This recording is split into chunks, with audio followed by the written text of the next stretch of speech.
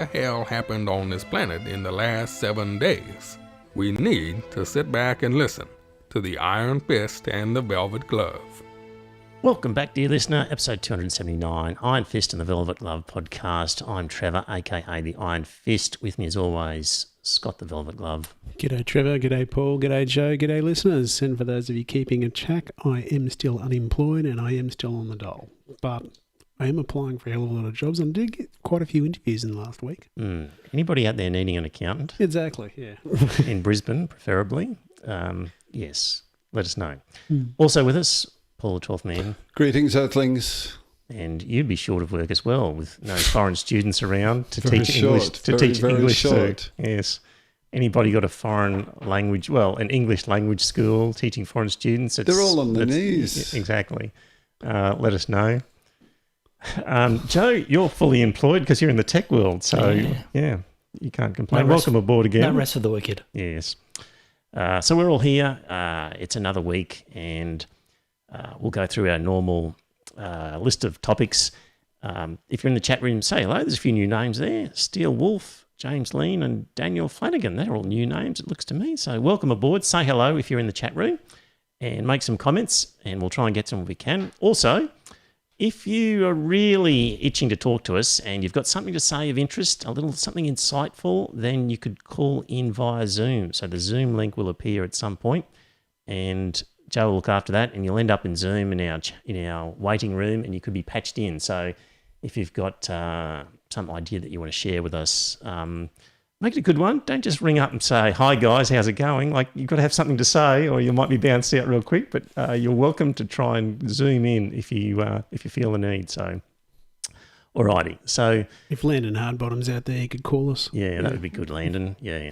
So, all right. So that's open to you. And now, guys, I didn't have this on the agenda that I sent to you a day ago.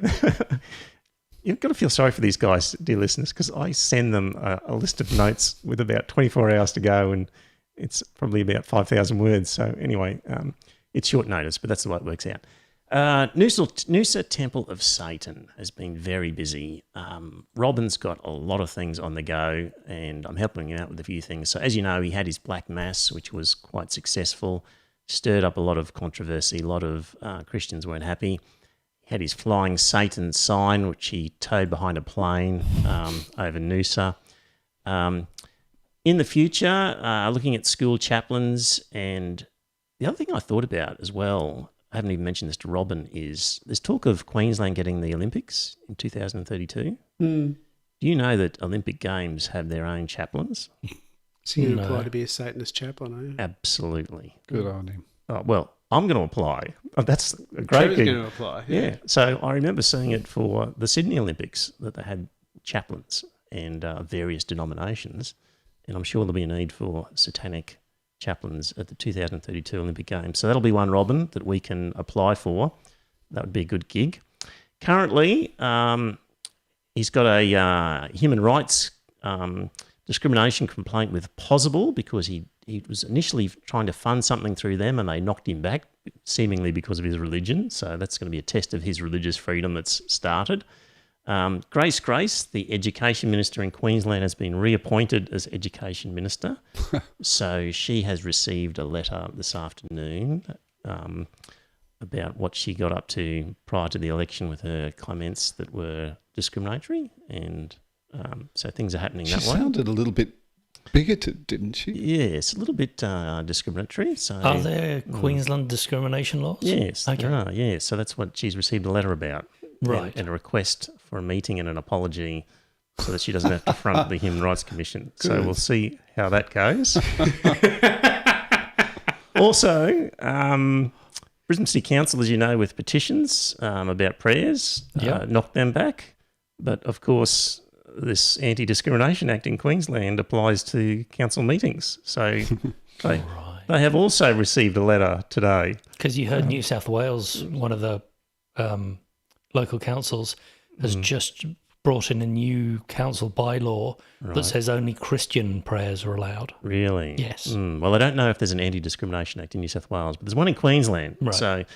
So the guy running the the chair of the council meetings. He's also just received a letter advising him that it's a discrimination to have a Christian prayer. So there's all that underway, dear listener. And so if you're not following the Noosa Temple of Satan Facebook page, get over there because there's lots happening. And finally, the latest thing is about stamps. Have you guys ever organised personalised stamps? No. Right. Personalised stamps. So you can now, it's been going on for quite a while, you can send an image into the post office and they will print out stamps using your image. Postage stamps? Yes. Really? So you can have personalised postage stamps. Never heard of it. Yeah. So that's a thing. So, and of course, there are religious postage stamps with pictures of religious icons and etc. And so Robin thought, well, here's an ideal opportunity for Satanists to create postage stamps. So you'll probably put on the screen there. I've got some in the PowerPoint, and guys, I'll show it on the screen so you can see some. But that's a picture. If you're in the chat room, have a look at it. It's a fairly simple one there of Robin saying, "Happy holidays, Satanists, Brother Samuel Demogorgon." And that was it. And he got knocked back. So on the one hand, they're printing bigotry. On the one, discrimination. On the one I hand, thought bigotry. they're printing I out. did see on their Facebook page somebody suggesting that maybe it was the symbol because you're not allowed flags. Well, we'll find out. Yeah. So there's another thing that's happening. So Robin's followers who are trying to get that done. So according to Robin's Facebook page, what did he say there? Grave news, dear sinners. Australia Post has stamped out the religious freedom of Satanists for this holiday season, refusing to print stamps with our spiritual leader, Brother Samuel Demogorgon. And he says it's a sad day for religious freedom in Australia, and he's hoping Scott Morrison will intervene. So we'll see about that one. So he posted that about 2 hours ago, and there were 35 comments, 31 shares, and 235 emoji likes or whatever to go with it. So it's got amazing traction, this stuff. And probably much gnashing of teeth. Indeed, yeah. So anyway, Robin's creating a stir, and this, of course, is just basically creating a body of work which is designed to scare the bejesus out of the religious right in the Morrison cabinet, who start thinking about putting forward this religious discrimination bill and saying, well, you realise that the more you provide privileges under that bill, the more crazy, guys like Crazy Robin will take advantage of it. Do you really want that? So that is the whole point, and I think he's doing a great job there. So that's he's doing the an news. excellent job, and it's. I've said it before. I'll say it again. If the Christians would just back down, all this stuff would go away. Yeah. So that's what Robin's up to. Good on you, Robin. And I also didn't put it on the agenda, but we mentioned briefly last week about the bonk ban. With Christian Porter and Alan Tudge. Yes, and different people provided feedback afterwards, sort of saying, well, there's this power imbalance, and we don't want.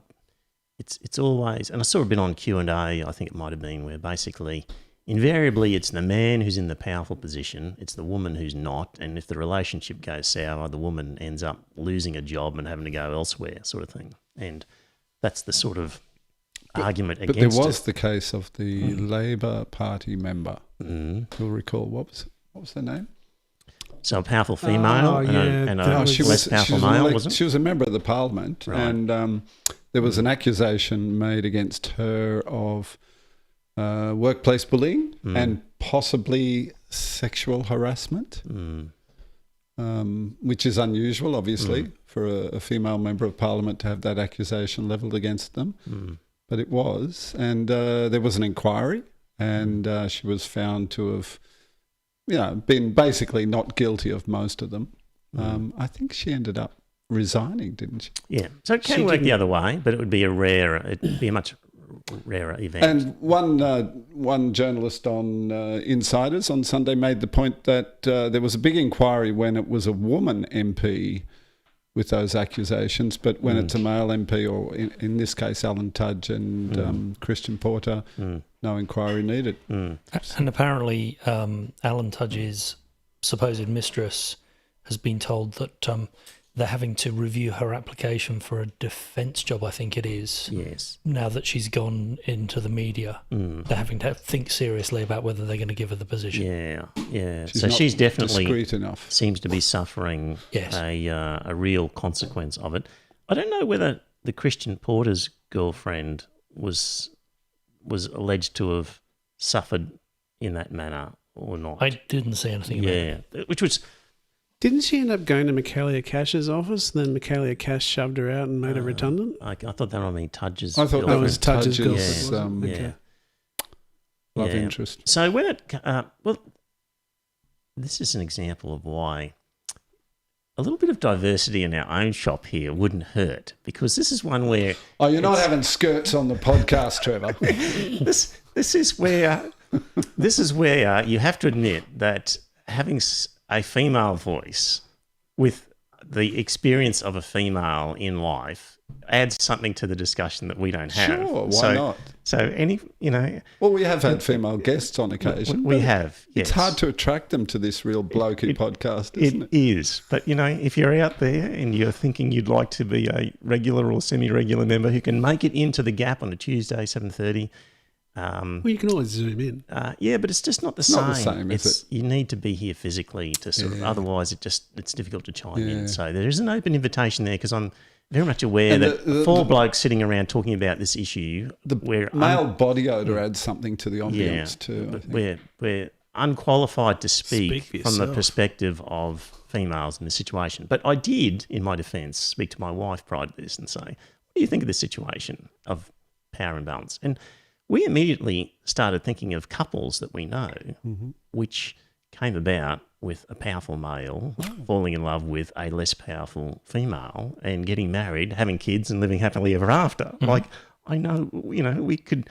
my old boss at a law firm married his secretary, two kids, still Absolutely. see them now. A friend of ours in Cairns, a doctor, married the nurse, and 2 kids later, happily married. And it does. It's very common. Yes. And this is precisely why I think all this, all this political correctness around your behaviour with the other gender in the workplace or the same gender or whatever has gone a little bit too far, because it really kills, those sorts of potential happy marriages and lived happily ever after relationships. Yeah, but Roman in the chat room says, glad to admit you're blokey. Yeah, I But understand Roman, that, if you Roman. lived in Brisbane in the western suburbs, you'd be on this podcast every week. You wouldn't be allowed out of it. So, you're lucky down in there in Melbourne you've escaped. But here's my argument, I guess, is where do people spend all the... How are you supposed to meet a partner if not... I mean, you do meet people out of work, of course, but it is a common ground for meeting Very, very partners. common. Indeed. But there was also inappropriate abuses of power.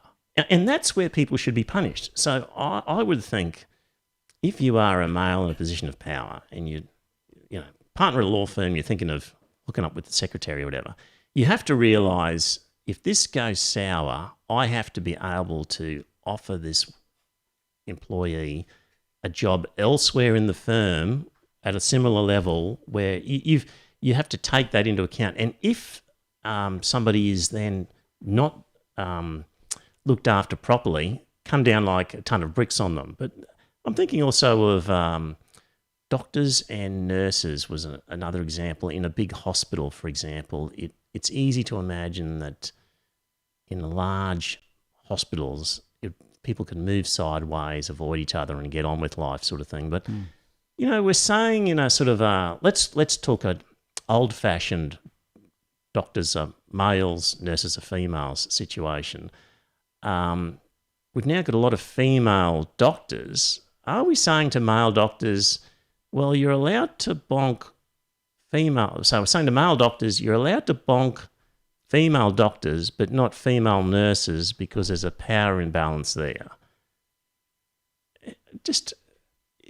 If it's consensual, yes. what's the problem, really? Yep. Yeah. Well, this is the whole point. Like, Alan Tudge and Christian Porter's relationships all started out consensually, is my understanding. Now, they went pear-shaped. I didn't see the full story. I've still got to watch it. Yeah. But Some people get hurt more than others. exactly. Yeah. And that is, I think, what happened. And I don't know. I'm the first to admit I haven't seen the story or anything like that. So please don't crucify me for saying this. But it sounds like the ladies involved were probably more upset than the gentlemen were. They probably had an emotional investment that the guy didn't have because he's just a Well, prick. And he's it's just not whether they have an emotional upset, it's the fact that they're suffering consequences, workplace consequences. and they shouldn't. And So- those workplace consequences shouldn't have happened. they I shouldn't. agree wholeheartedly with that. Yeah, but you should be able to have a relationship, call it off, and then maintain proper employment provisions for Exactly. for Especially the powerless female, if that's the case. Especially down in Canberra, and where if you could just move them sideways and all that sort of thing. You know. So, anyway, it's just tricky, I think, and I have some sympathy for, and just a realization of how the world works. And people are working 60 hours a week at work, and how else are you going to find a partner? At a former employer, there was a relationship going on between a manager and one of his employees, and he ended up interviewing her for a position. He was sat on the board, the interview panel. Right. Well, you've got to declare conflicts of interest. Everyone knew it was going on. Right. Yeah. It was just, I couldn't believe that was allowed to happen. Yeah. Well, when I was a teenager working at McDonald's, and my brother had become a part-time manager at that point, and he talked about a meeting that happened, a manager's meeting, and the store manager said to the other managers, "That's it, guys, you can't screw the crew. Just stop it." And then they said, "But what about Nathan? He's already going out with such and such." "Oh, that's okay. They're already going. They can keep going, but no more screwing the crew." That was the phrase they used at McDonald's back in 1980. So there you go. It was a thing back then, and it still is. It always will be. Right. So now that we've offended a fair section of the 50% audience, of the population. it's we'll move on.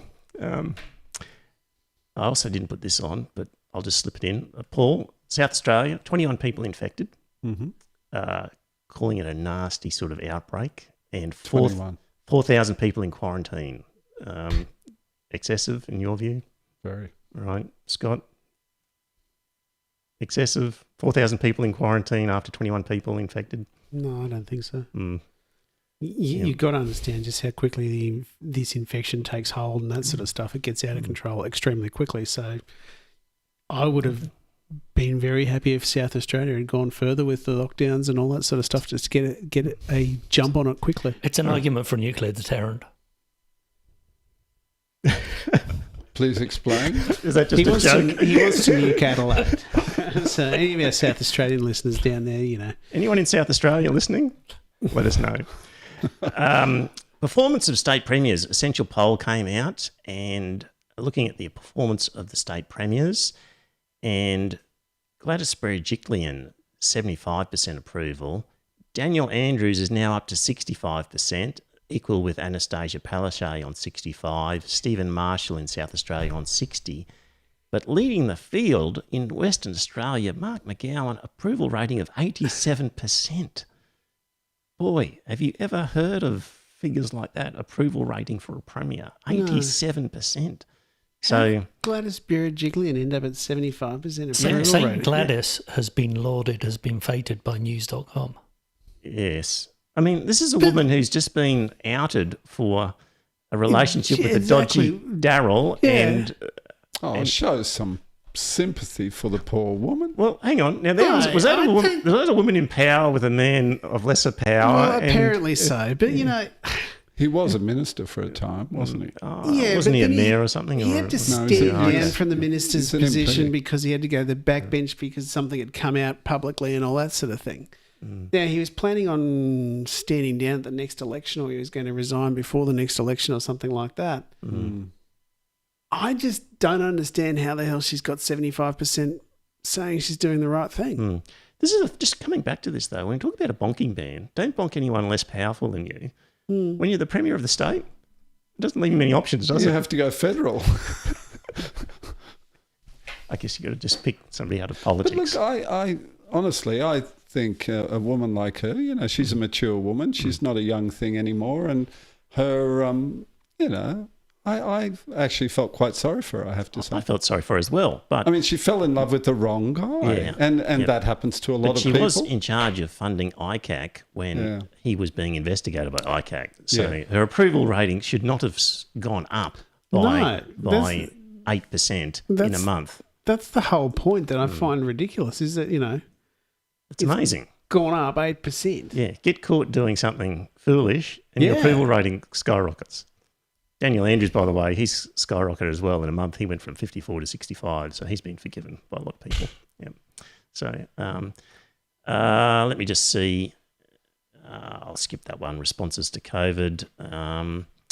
Speed of easing lockdown restrictions in Victoria. Overall, do you think Victoria has moved too quickly, too slowly, or about the right speed Glacial. in terms of lifting lockdown restrictions? And this was asked in Victoria only. And 65% said it was about right. 28% said too slow. 7% said too quickly. So that's still a significant approval of the rate of easing of lockdown. 65% of Victorians. So he seems to be in line with public opinion there. And What would they know? Oh, indeed. Of their own life circumstances. Well, I mean, realistically, They, how they many need the elites to tell them what to think. How many people, you know, avidly study the news and, you know, look at the stats and try and, you know, fathom what's really going on? What proportion of the population actually spends as much time as we do trying to understand what's going on? Well, if you then look at the next question, which was, how closely have you been following these news stories in the last fortnight? US election, 68% say closely, and 73% say the easing of COVID-19 restrictions in Victoria. So people say, 73% say they've been following it closely. Paul. That's very subjective, isn't it? That's people For have some been people, saying, following I feel it I've been... closely Yes. would be watching the evening news every night. Yeah, well... I think there's only one number you got to remember, Paul. That was 725 daily new cases 2-3 months ago. Cases, down to zero. Cases isn't the point. So, Yeah, cases are the point. Oh, come But on. arguably, Paul, no, we won't get into this again but you know, people have made up their own minds, and these are people in Victoria, Paul. So you're up here in sunny Queensland telling Victorians how they should feel about their situation, and you're a little bit remote and removed from what's happening on the ground. That's right. Queensland's explaining. As opposed to mansplaining. Yeah. Maroon-splaining. or something Yeah, but like it's not just me. Lots of people in Victoria are very upset with Yes. Andrews as well. Bronwyn makes a good point that people have to follow the COVID restrictions news closely as the restrictions keep changing. So people have to follow it to know that they're not going to be thrown in jail. or Bronwyn's in fined. Victoria, She isn't is, she? yeah. She's in Do Victoria. we know what part? Well, she was going to meet us Regional for, or? no, she was going to meet us for Metropolitan? breakfast in Melbourne that Yeah, time. she's been somewhere in Melbourne. Oh, okay. Yeah. But she was crook. She couldn't make it. Oh, Hello, sorry, Bronwyn. How are Bronwyn. you? Yeah. Would have loved to have met you. Yeah. Exactly. My thing isn't showing how many people in the chat room. Does yours tell you how many are there? 15. 15, right. Okay, next topic. Now, Paul, you sent some through I did. during the week. Did Yeah. you send this one about the Maori tattoos? did, yes. So, dear listener, you like if you're it? in the chat room, have a look at the picture here. This is quite striking. It is, isn't it? Yes. Quite an image. Yes. So it's about Maori face tattoos. Is it okay for a white woman to have one? So face tattoos have been a part of Maori culture for centuries. It's a sacred marker of the wearer's genealogy and heritage. But one woman's striking chin design, or moko, has generated huge debate in New Zealand because she's white with no Maori heritage. She's got a Maori tattoo on her chin. How dare she? Yeah, so it's split the Maori population. Some are saying okay and some are saying not okay. And what are some of the comments by people who say it's not okay? Well, the tattoo artist said he had strong reservations about carrying out the work, but after many calls and discussions, I realised the only reason to deny her would be that of race. And then he complained recently that she seemed to be using it to promote her business. So she sort of eased back on that. So there's an associate professor at university who says it's an important symbol of post-colonialism, and it's the Maori deciding to reclaim their heritage and identity, and we have to protect the last bastions we have as Maori to make us different. So, Paul, your thoughts on a white woman and having a Maori tattoo and the uproar? Why would I care? If people want to disfigure themselves, be my guest. Yes. Yeah, I'm in exactly the same boat as Paul. I just think to myself, it looks ridiculous, Yes. but, she wants to have it done. She should be able to do it. Yes. So clearly I don't care. We don't care. If she wants to do it, go ahead. But for the people who are Maori who are saying this is wrong, you shouldn't be doing this. The culture is being stolen by a person of the wrong heritage. Do you agree with them or not? No. Right. I mean, it's if they want to get upset about it, well, I suppose, they can get upset about it. But I think it's a bit silly. They can be upset about it all they want, but we live in New Zealand is a liberal democracy, so I mean, you're able to have a face tattoo if you really want one. So. Most of the Maoris I've ever met were wearing Western style clothes and drinking Australian beer. Right. Yep. I mean, so they it goes both it. ways. Exactly. I mean, humans have been borrowing stuff from each other since we invented sticks to throw at animals. I mean, it's just absurd that people think humans are not copycats. We've always been copycats, and that's part of what makes us so successful. Indeed, is that we copy each other's good ideas, sometimes the bad ones as well. Hopefully, discard the bad ones. Yeah, yes. Although we've kept more than a few of those as well, haven't we? Indeed. Sorry, I moved my mic. Is it too far? No, you're sounding good. Okay. So one Maori leader, David Rankin, said she paid for it. It's her chin, and if she wants to walk around with a scribble on her face, that's entirely up to her. Yeah. That was funny. Her husband, who is Maori and has a full facial moco, told the TV it took him a while to accept her wish to get a tattoo, but his wife was, quote, more Maori than you'll ever be, because her heart is pure, always has been. Her soul is a pure soul. Oh, God. Yeah. So, I mean, that's a racist statement in itself, isn't it? It's saying that if you're Maori, you're more pure than the non-Maori. Yes. I mean, this is racism, isn't it? Yes. Really? I wonder, so for activists who deny her identification as a Maori, it seems she's quite genuine in her. She's married a Maori guy and, identifies in that way. For the activists who deny her this, would they do the same for a trans person, I wonder, who says, I want to identify as the other sex now, which is to transition?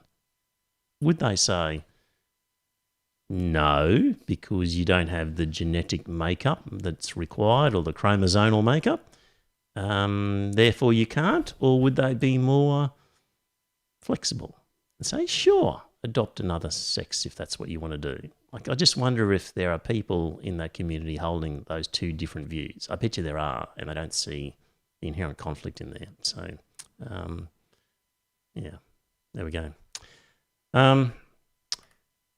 Just in the chat room, Mel says, if you turn down unwanted advances, your future work will suffer. And Bronwyn says, yes, and so many women in particular have had to leave their jobs for this reason. And that would happen undoubtedly, and I don't know what you do to legislate to stop it happening. It's a very difficult thing to prove, to say, well, I didn't get to stay, or I got made redundant, or I got shifted to a lower position. It's a tricky thing to prove. The balance in some ways has gone the other direction, where an unwanted advance, even if it is not overbearing, can actually end somebody's career. The person making the advance's career. Yes. So in some can happen ways, the other way. Yeah. So it's finding the balance, the right balance where you can make a reasonable advance, and if you get knocked back, you take it gracefully and carry on,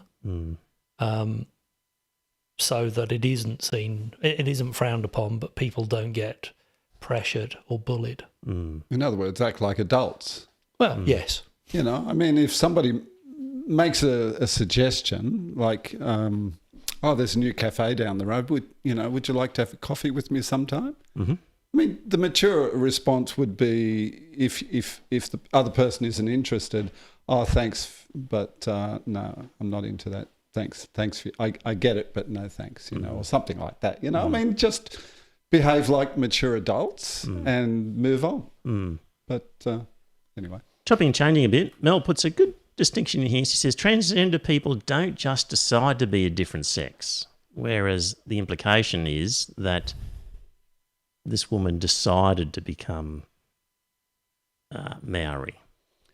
But don't you think her decision to become Maori happened over a long period of time after being married to her Maori husband? Yeah. But Mel's saying there's a distinction. She's saying that there's a decision-making process where the other one is inherently... Yeah, I understand where Mel's coming from, but with the Maori thing and that sort of stuff, I think that she would have had to spend a fair bit of time thinking about it and that sort of stuff and deciding to be Maori.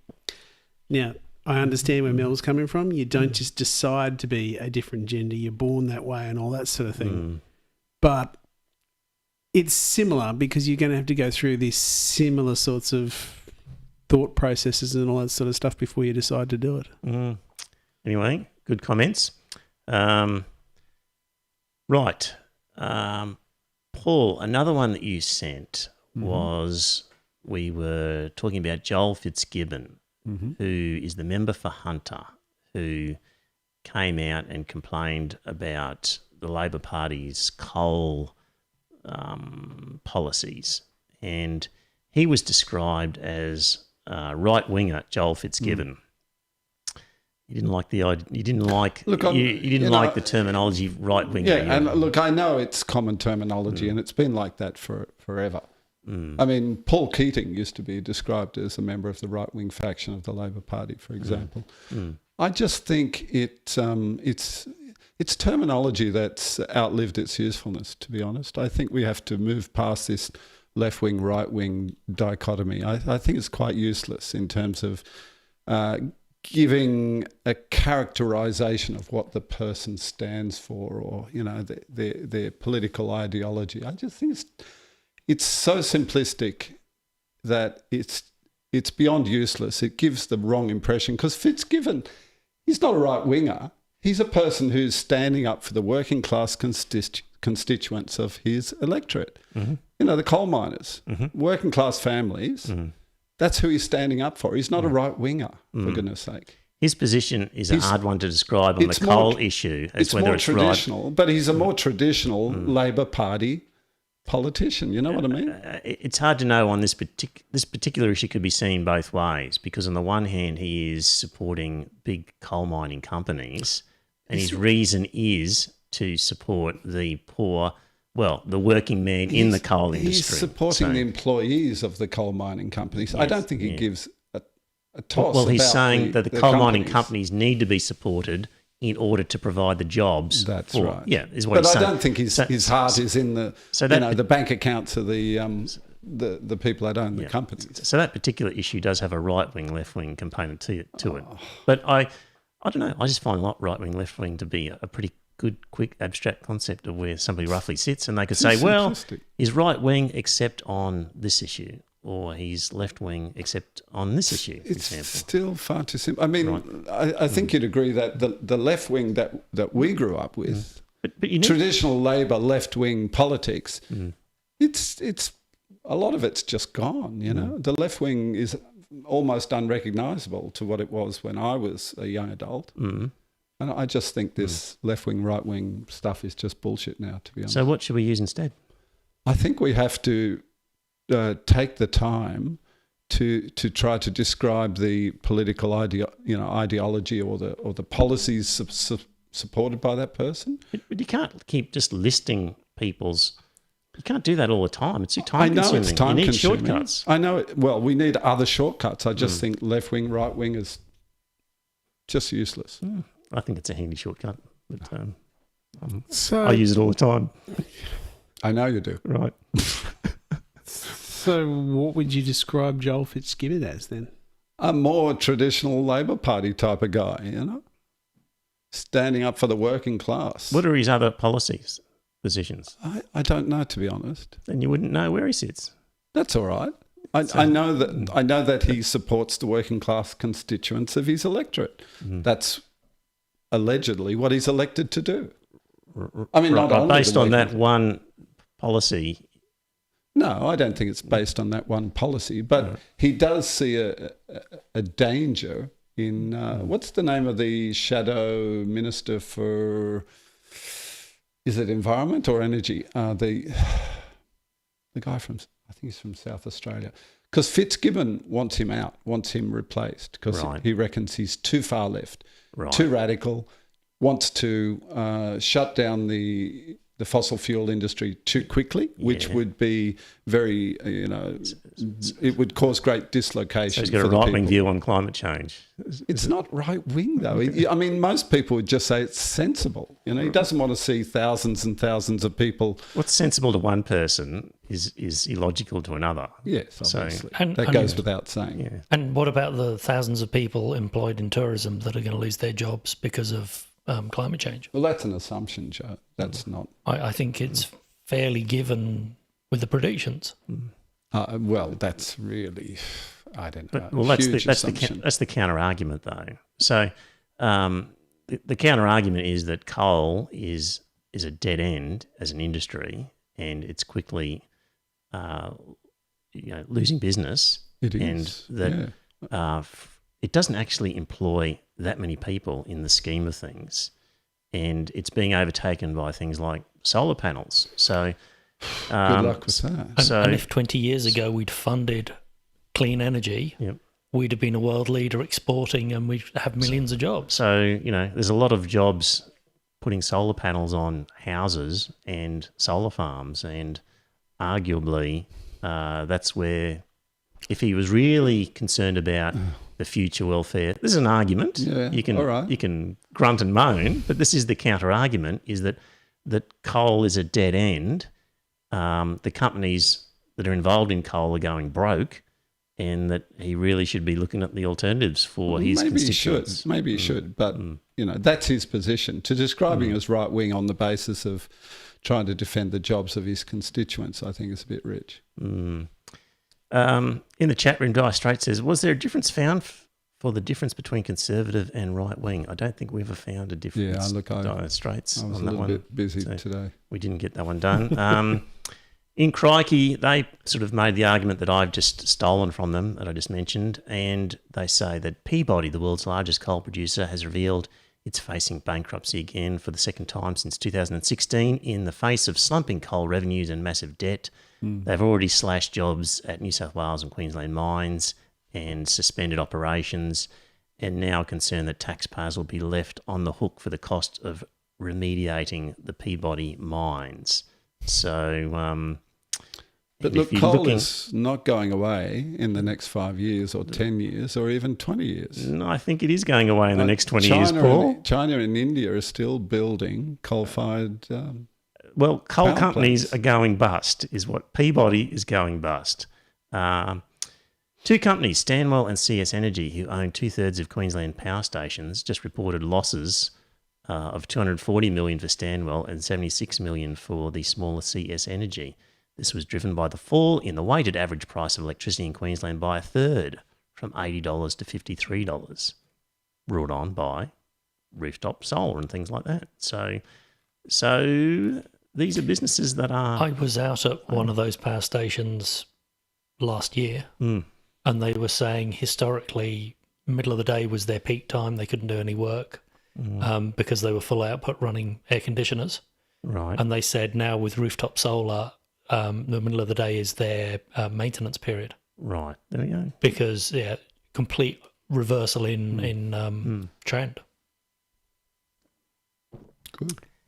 Anyway, and also, banks are not lending to coal companies and all the rest of it as well. So, right. The writing is on the wall for the industry. It's going to die, but it's not going to die very quickly. And if we bury our head in the sand, then maybe we can put it off a bit more till it's somebody else's problem. Yeah, exactly. It's going to die. I don't know how long it's got, but I would have thought 20, maybe 30 years before it's dead. Maybe. Now, India is yes, building coal-fired power stations. However, they're also building a hell of a lot of wind turbines, which are going to produce electricity at zero cost and that sort of stuff for a very long time. Yeah. I mean, don't get me wrong. I'm not saying, the coal is wonderful and, we should keep burning coal. Not at all. It's The National dirty. Party thinks you should. Sorry? The National Party thinks we should. Yeah, well, I'm not a member of the National Party. But, I mean, we know that coal, mining it, burning it, it actually kills people, probably hundreds of people every year.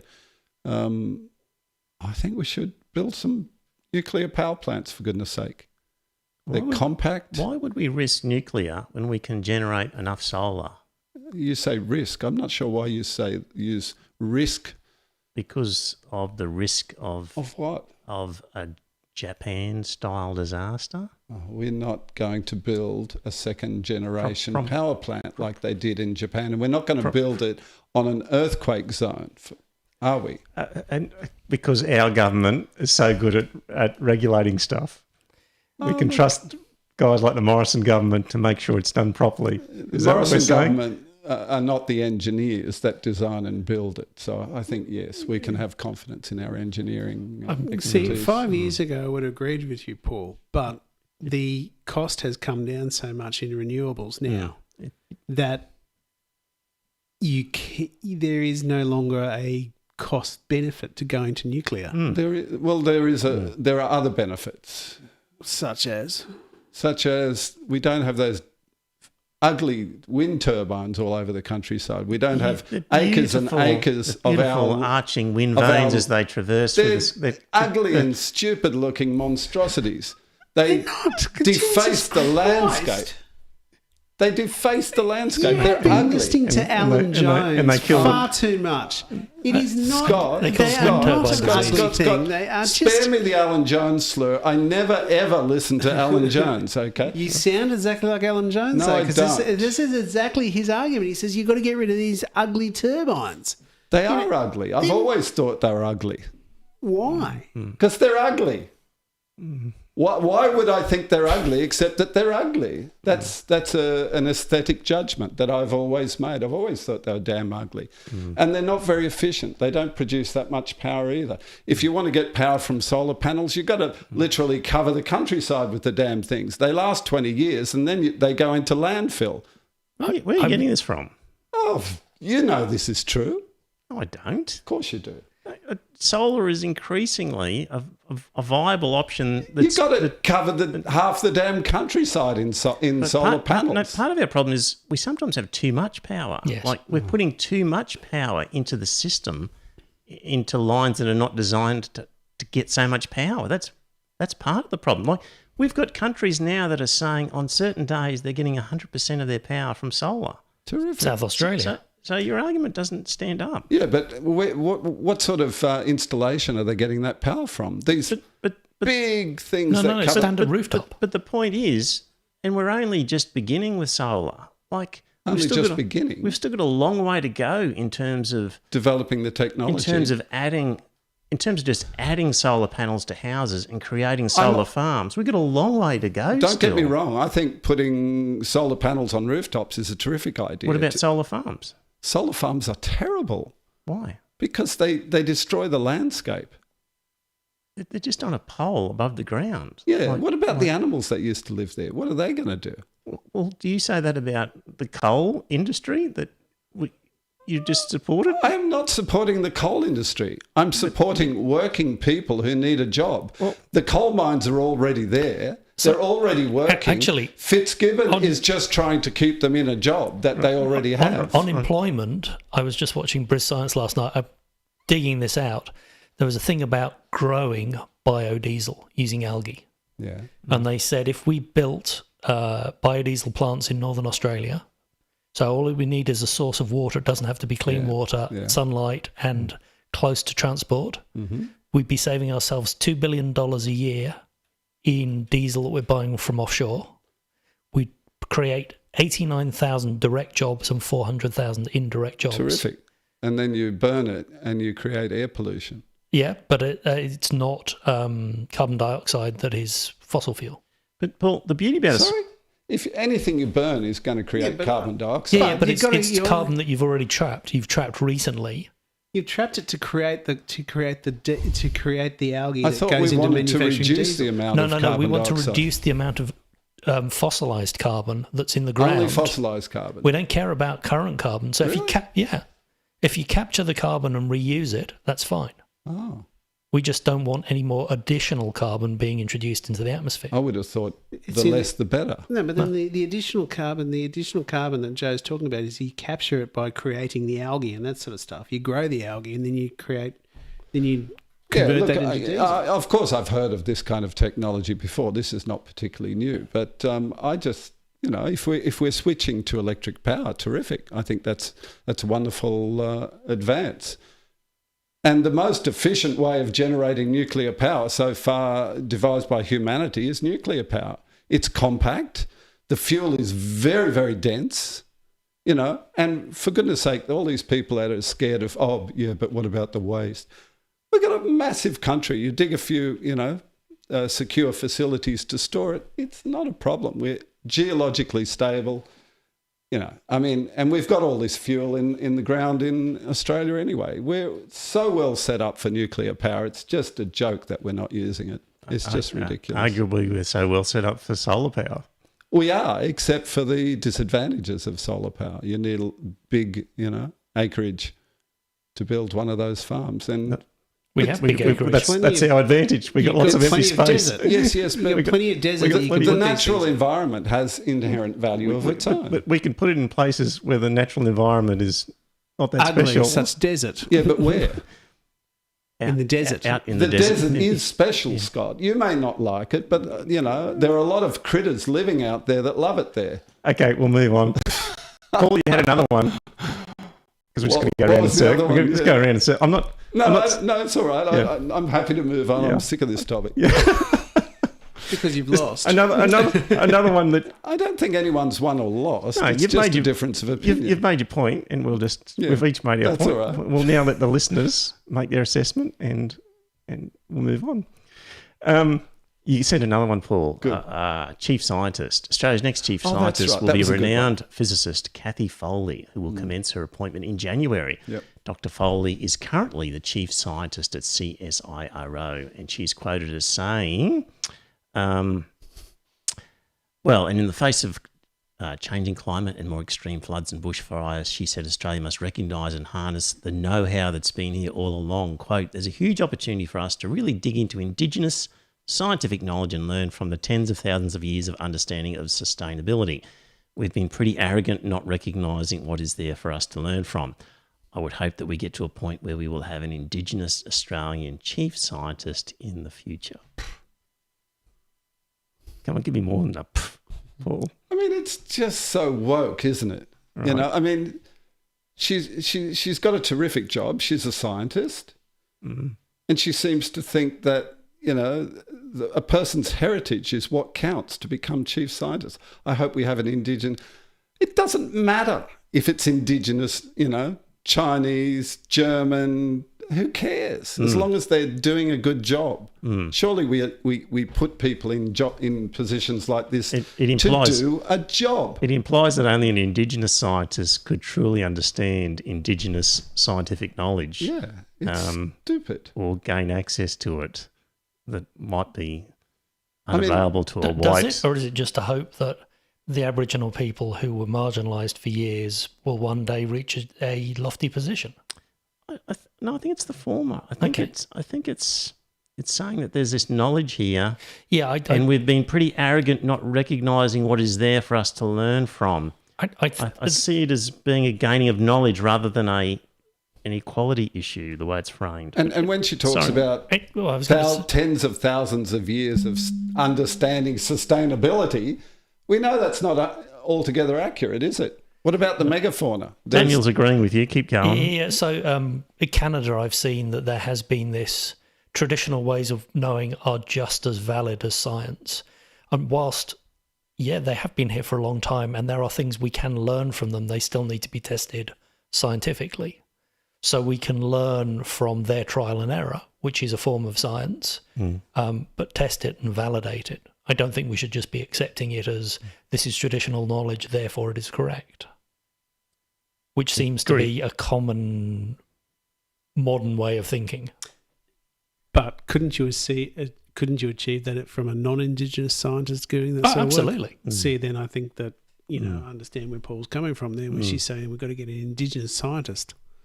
Yeah, It's sort of saying out of all the disciplines, the one that is completely colourblind should be science, shouldn't it? Yes. Wouldn't you think? But I think also we could hope that anybody could reach that position no matter where they come from. Absolutely, I agree wholeheartedly with you that they've got to be able to get that position regardless of where they come from. Yeah. But surely that goes without saying, doesn't it? I mean, I think she's just virtue signalling, honestly. It goes without saying. Of course, all of us, we'd love to see an Indigenous person reach Prime Minister. Why not? But it goes without saying that all those jobs are open to everybody in a country like Australia. That's why we love secular liberal democracy, isn't it? Because the opportunity is there for anyone to reach any position, no matter how high or low. At first place, you say it'd be good because it would be proof that at least the system works to create equal opportunity, is what you'd think if you saw an Indigenous person in that position. But it's not necessarily the case, because who knows, that Indigenous person may have had a very privileged lifestyle that is unavailable to a poor working class trash at the back of Ipswich. Careful. So you just never know what the circumstances are based on skin colour. Yeah. That's the whole point. I've seen these wankers on programs like The Drum. You know, I saw there was this young female. She identified as an astronomer. Yes, and she also identified as Indigenous, even though she looked like most of her heritage was from the other side of the planet. Right. And she was talking about how wonderful Indigenous astronomy is. And I was like, what? Yeah, they used to watch the stars, and obviously they had their own systems of tracking the stars. They named them, and they probably had certain cultural events linked to the cyclical nature of the movement of the stars, and all that's wonderful. But to call it astronomy is a bit of a stretch. Astronomy is a lot more than just watching the stars at night and giving them names. Anyway, Paul, on this issue, we probably tend to agree with you. Oh, good. In the chat room, Daniel and Bronwyn don't, but that's okay. All right. Really? Okay. They don't. I don't think so. They're like Joe's earlier comment. I think it was a misreading of whether it was a matter of equality or whether it was a matter of So okay. Anyway, US employment. I was just going to make the point that a lot of people, when they're talking about Trump, talked about him, at least America's unemployment was low, but there's a story here that says, there were more jobs, but they were real shit jobs. So 44% of US workers employed in low-wage jobs that pay a median annual wage of $18,000. Jesus Christ, how the hell do they survive on that? By having 2 or 3 jobs. Exactly. Yeah. The median hourly wage, $10.22 per hour. $10.22, and they're complaining. 53 million Americans are on that. So there we go. 6 out of 10 workers say their jobs are mediocre to downright bad, and that's for positive Americans. So that's how bad they are. Sad, isn't it? We talked about property developers and political donations once before, recently, because it came up. What was the story about? There was a situation where Deb Flackington was at a Liberal Party dinner and that sort of stuff, and there were property developers there, and there was cash flowing into the Liberal Party. Which was not from property developers, or not proven to be, but from other people who were at this meeting, etc. Anyway, we're talking about property developers and how risky it is to let property developers donate, because corruption's rife. If you've got a block of land and you get it rezoned into something, that's where you make your super profits. And so they're just a category that we don't want donating to political parties. And we've got laws, like in Queensland, saying you can't. And while in the last few weeks, the federal government, with the backing of Labor, passed laws to weaken political donation laws. So a new law passed in the federal parliament allows property developers to ignore state laws banning them from making political donations where the donation is for federal purposes. So what we have now is property developers in Queensland could make a donation to the federal Liberal or federal Labor Party, and that would be okay. And of course, the local branch in Queensland would go, oh, that's good. That's $15,000 that we now don't have to transfer across to the federal guys, and it just achieves the same purpose. It's just criminal that these assholes in the federal government, Liberal and Labor, have passed laws. It's only criminal if it's illegal. It's almost like we need a federal ICAC. I cannot believe that they both just backed that. Yeah, your beloved Labor Party Indeed. also supported this corruption. Indeed. Sad. Call them out. Where you see it, call it out. Absolutely. It's very disheartening. Yeah, it is. Have you brought this up at your branch meeting? I haven't been to a meeting. At all?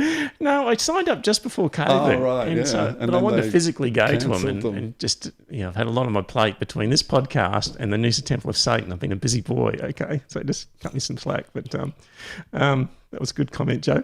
Hey, we're drinking beer tonight from... Captain Doomsday. Thank you very much, Captain Doomsday. Thank you, Captain Doomsday. I'm drinking a Byron Bay Brewery beer, and it is very nice. So thank you very much, Captain Doomsday. Good on you, Captain Doomsday. I've got a mental image of you in your bunker, and it's much appreciated. And yes, and for those who appreciate Joe's comments, Joe, you don't drink beer with us. What are you drinking? You're just having Coke, or you're having Coke and rum, or what's your? No. I left the rum behind. Right, but rum and Coke is your Usually, yes. Okay, if you like Joe's comments and you want to keep coming, we're looking for rum and Coke sponsors as well as beer sponsors. So there you go. Before Christmas, let us know. Go to the website and you'll see a donation link for beer sponsors, one of the tabs at the top. So feel free to click on that and do what you need to do. So we're looking some property developers to sponsor us.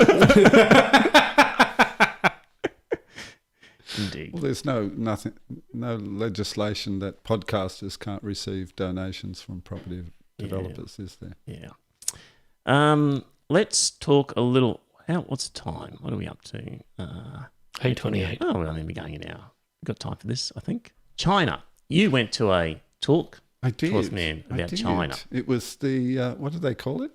I've forgotten the name now, but it was in the Tivoli Theatre, the old Tivoli Theatre in the Valley in Brisbane.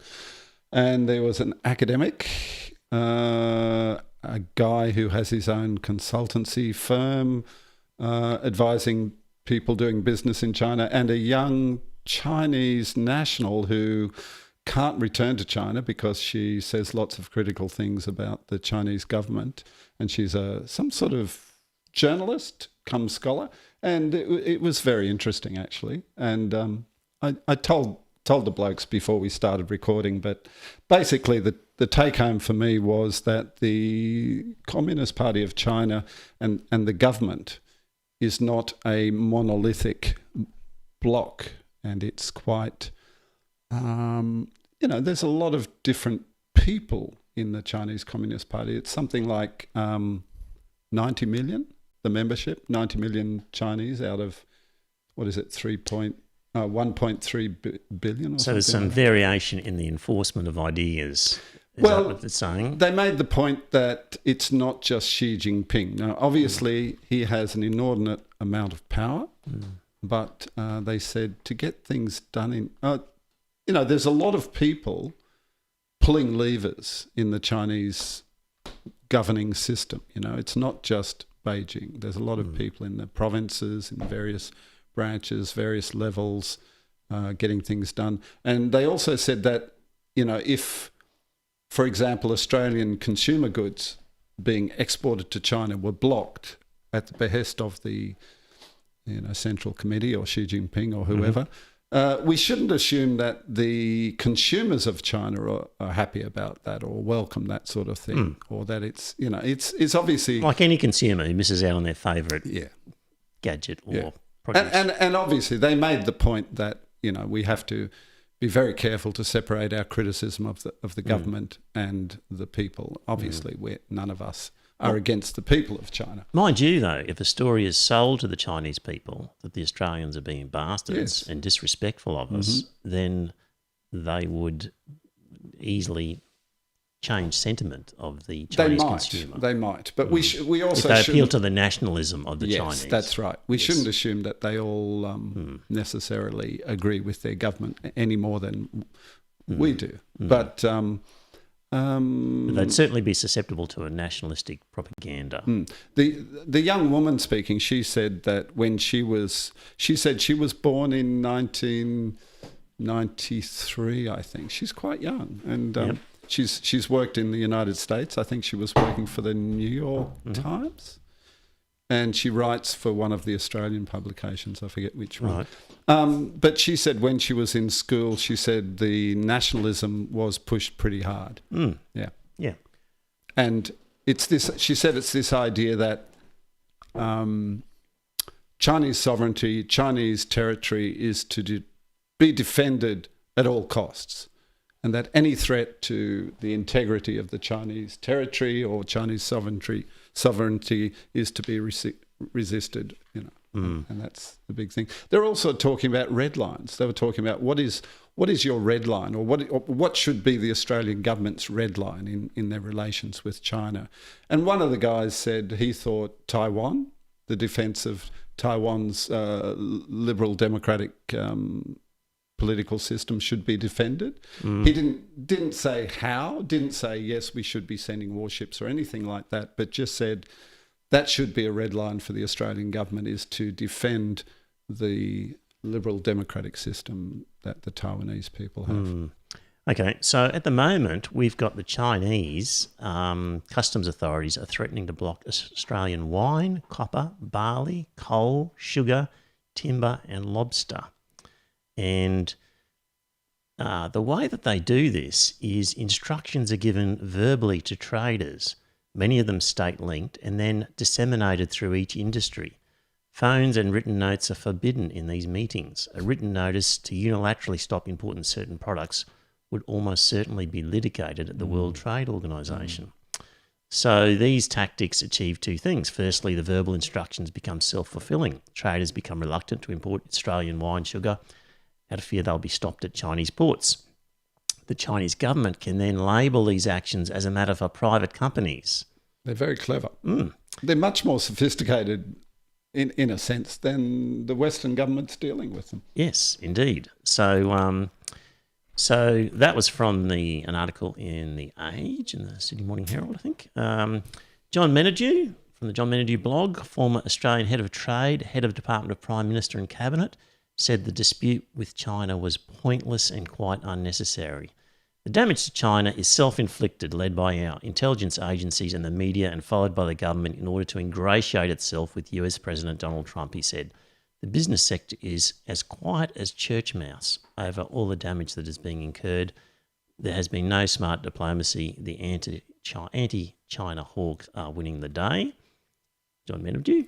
Don't you get the feeling John Menadue is a little bit too pro-China? No, he's saying the Australian government self-inflicted what's happened.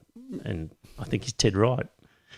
I disagree. Yeah. Well, he's only the former head of trade and head of Department of Prime Minister. Hey, I'm only me, okay? I'm the 12th man. Exactly. So we'll let people weigh up your relevant credentials. Yeah, but that's not to say all former, people who've traded with China agree with him either. Of course, but John Menadue has not let us down very often in the past. He's let me down big time. Okay, fair enough. But on this just now, no, regularly.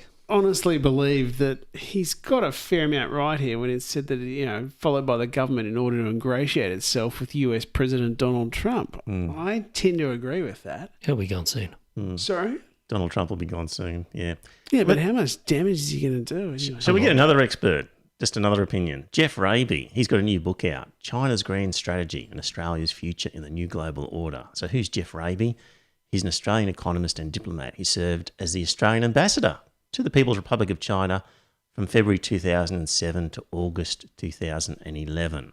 So that's not bad. Now, bear this in mind, though, dear listener. He's now the chairman and CEO of Jeff Raby and Associates, a Beijing-based business advisory firm. Raby currently sits on the board of an Australian subsidiary of Chinese state-run Yanzhou coal mining company. So these are always useful things to know. This guy's got, so he clearly has a conflict of interest. Indeed. You've got to look at this guy and go, okay, Australian economist, diplomat, Australian ambassador, all good. 4 years of knowledge in China, great. He's working for a Chinese company. All right, I'll bear that in mind. Like this is why you have to know who people are when they comment and what their background is and what their conflicts are. Mm-hmm. So this is why when I read a Spectator article or a Spiked article, I say, who is this person? What's their agenda? And I get criticised for They're it. journalists, for goodness sake. I get criticised for it. They're just journalists. No, a lot of contributing writers to Spiked and to Spectator. Yeah. Well, Spectator, I'm not sure where all the writers come from. To be honest. That guy that run that Groom by-election, run the Groom pre-selection. He was Spectator, I think. He was Spectator. Yep. You know. Sorry? Who are you talking about? The guy that won the Groom pre-selection. Yeah. Well, I can figure out what his name is. Yeah. So anyway, it's good to know the background. So you take all that into account. Of course, it is useful. Yes, yeah. I agree. So, so he's made some. Well, he was interviewed on Late Night Live with Philip Adams. So I've got some clips of that. So I'm going to play a few of these clips now. We'll just run through them. It has enormous power, enormous potential, but it's heavily constrained. It's constrained by its geography, 14 countries on its border, 22,000 kilometres of land border to defend. It's constrained by its history. It's still an empire with unresolved territorial issues inside its border. Xinjiang, Tibet, Taiwan, we know about those, and now more recently, largely because of Beijing's ineptitude, Hong Kong. But more than anything else, China is constrained by its utter dependence on world markets for all of its energy, or nearly all of its energy, and certainly nearly all of its mineral resources like iron ore, to keep the engines of the economy going. And finally, you can't be a great power without soft power, without having a presence in the world that people wish to emulate or follow. And unfortunately for China, whilst its traditional culture is superb and recognized around the world, its projection of soft power through CCTV, television, and so on, has to be filtered through the narrative of the Chinese Communist Party. So, surrounded by a lot of other countries, a lot of borders, it has to trade in order to maintain itself, and limited soft power, sort of what he was saying there. All good points. Yep. This part here coming up. While we may not like it, China is not threatening Australian security. No, exactly. And I mean, that's heresy to say that yes, at the moment. Absolutely. And that's the problem with the current debate we're having in Australia. We're not even having a debate, basically. There's a dominant view that China has become an existential threat to Australia. But let me quote Angus Hewson, the former head of the Australian Defence Forces, 3 weeks ago in the Guardian newspaper. He said absolutely clearly, China is not our enemy. China presents us with enormous challenges. It has different values, different system of political and social organisation, but it is not threatening Australia. Disagree? Comments? Disagree, yeah. Okay. I mean, it's not that's Angus Houston.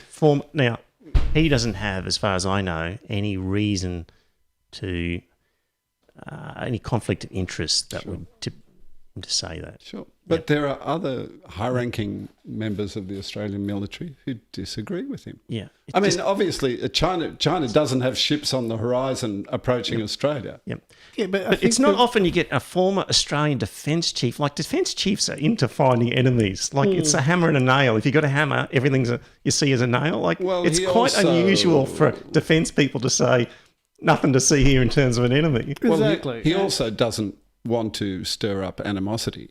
I mean, he's being diplomatic, at least partly, I would say. But I've heard one former high-ranking military person, Australian military chief, not chief, but high-ranking officer, say that he said within the lifetime of his grandchildren, China will become an existential threat. Does he work for an arms company now? He was talking about his military experience informing his assessment of the future. And Hugh White also, we know Hugh White, he's one of the preeminent experts on defence in Australia. He also sees China as the only real military threat in our future. I've got 2 more clips to play. I'll just play another one because it's quite interesting, I think. Hang on, I'll play this one as well. A big part of my book is about looking at China's security through the eyes of Beijing. And we have this weird view of the South China Sea issue. Sure, China has behaved badly, assertively. It's acted in disregard of international law. However, it's not about trying to stop things going through the South China Sea or the Straits of Malacca. China is utterly dependent on world markets for all the resources and energy it needs to survive. And all of that goes through the South China Sea and the Straits of Malacca, which can be shut down in a heartbeat by the United States. This is a major security vulnerability that China faces. And so it's so important, as Kevin says in that quote, to look at the world through China's eyes as well as our own. Yeah, they definitely have their interests, obviously, to protect. So when we see them building on these atolls, like then doing what they're doing, you can see it as a defensive measure. Yeah, you can. From their point of view. From their point of view. But it's international waters, One final thing, because Taiwan's come up in the chat room. Daniel says, Taiwan's liberal democracy, which we don't recognise, go figure. And you said something about Taiwan in terms of... Should be a red line. Should be a red line. Yep, this is interesting just about Taiwan. Threats to Taiwan's governing order should be a red line. The good guys, Taiwan. Yeah, this was interesting, I thought. One of the things that you write about in the book, which will come as a surprise to everyone, certainly comes as a surprise to me, in that Jeff Raby describes Taiwan as far more expansionist than communist China. What? As it makes the same claims as China to the South China Sea, as well as Mongolia, the Russian Far East, and much of eastern Kazakhstan. But that's Jeffrey, a holdover. That is astonishing. That's a holdover from the days. And it's partly, I make that point really just to remind people not to be ideological about this. The democratic Taiwanese take a traditional Chinese view, which basically sees that the boundaries of the Manchu Empire are the legitimate boundaries of modern-day China. The Communist Party doesn't do that. It's not about right or wrong. It's just to remind people not to look at these issues through, preconceived perspectives about right or wrong, communist, democratic. There we go. That's it for the clips. Well, whatever happened to values? I mean, in Taiwan, they have members of their government now who are gay. They've legalized gay marriage. They're so much more progressive in terms of their social policies than the communists. And that is important. Now, in terms of Taiwan having the same claims over territory, that's just a holdover of the days when the nationalist government, was the government of all of China. I very much doubt that if that form of liberal democratic government in Taipei, I can't see them, making claims to the South China Sea or, parts of Russia. I don't know if you guys are aware, but the Chinese government has claimed parts of Russian territory in East Asia. Did you know that? Like Vladivostok and places like that. I don't know if it was Vladivostok, but in that... You mean the current Chinese government claims it? Yes, right. Just recently, in the last few months, they've publicly aired this claim to part of the Russian Far East. But anyway, I can't see the government in Taipei really pushing a claim like that. Well, they're just incapable of pushing a claim like that. Of course they are. Yeah. But I mean, they're a peaceful, fairly socially progressive government, and I think we should be supporting them. All right. Well, we don't even recognise Taiwan as an individual country. We don't. No, we don't officially, but in practice we do. Let's face it, we trade with them. Yeah. We have we go there and we visit. They come here. I mean, in my business, I've taught probably hundreds of Taiwanese students. John Siemens has raised a very good point there. There was never a resolution. There was never a resolution to the Civil War. We should not be taking sides. Oh, of course we should be taking sides. We take sides with the Liberal Democrats, Scott. I understand that, but I would have thought that the solution to the Civil War came when the Americans parked a carrier group between them and China. Well, they're not parked there anymore. I know they're not parked there, but they parked there to say to the Chinese, this far but no further. That's it was many decades ago, but still right. in all, it was something that was done. And it was, the Americans would no way park a carrier there now because the Chinese have missiles that would... It would destroy the carrier, yeah. Make sure. That. They're all Chinese. Sorry? So they're all Chinese. You said the Chinese wouldn't do this. They're all Chinese. You know who I'm talking about. Well, the Taiwanese and the Chinese, it's basically the same people. It's just it's a hangover of like you said, the Civil War was never solved.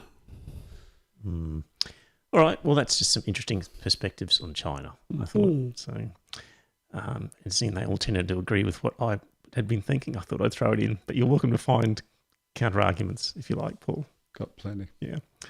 I'm kind of done, I reckon, with what we've got on. Can I make one more comment where it says China is our partner, China is not our enemy?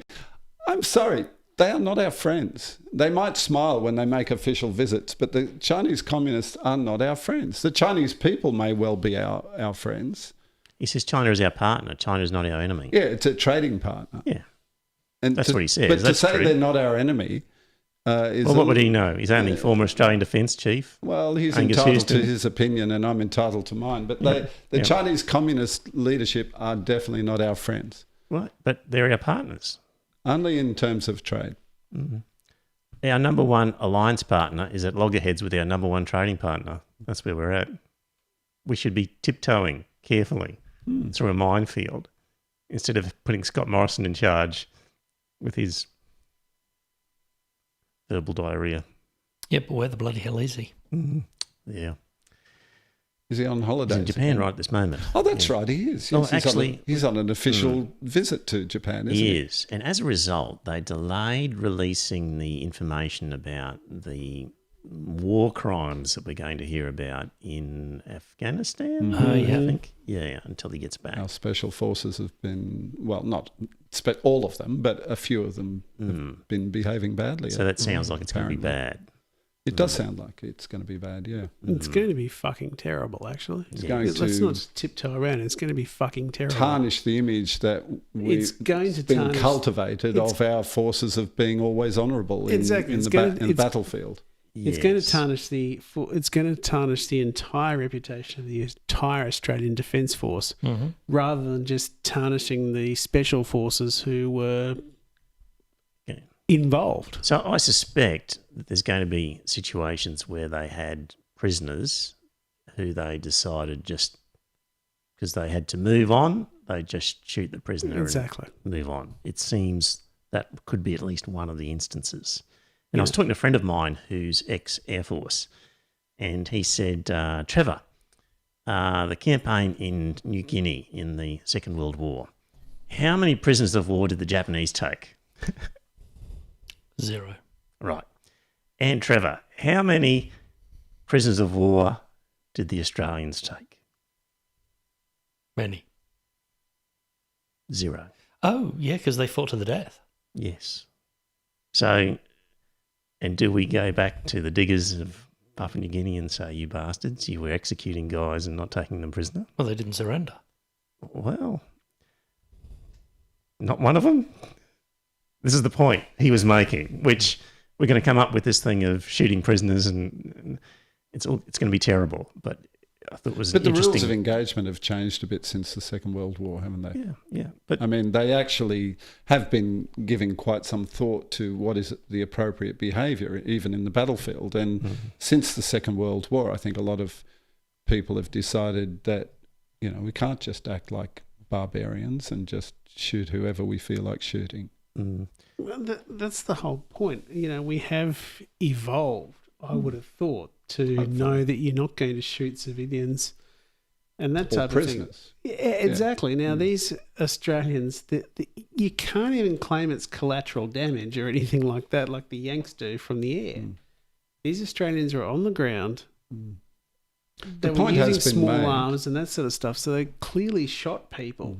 The point has been made that a lot of these soldiers have done quite a few tours of duty, and that they do suffer from post-traumatic stress disorder quite frequently, and that perhaps they should reduce the number of tours of duty that each of them gets to go on, because they said, it's quite understandable that you see so much killing and so much death that you just become numb to it. You know what I mean? You become I don't know.